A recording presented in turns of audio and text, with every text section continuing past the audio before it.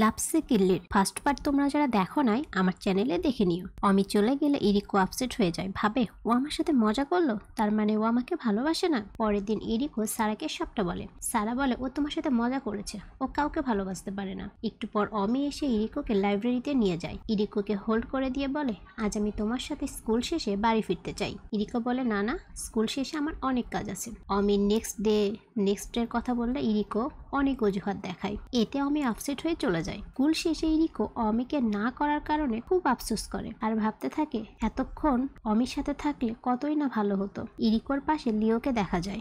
লিওর বিহেভ দেখে মনে হয় ও হয়তো ইরিকোকে লাভ করে। পরের দিন ইরিকো অমির সাথে বাড়ি যাবে বলে তাড়াহুড়ো করে প্রজেক্ট শেষ করার ট্রাই করছে। তখন ও অমিকে টিচারের সাথে কথা বলতে শোনে অমি টেনিস বল টুর্নামেন্টে পার্টিসিপেট করবে।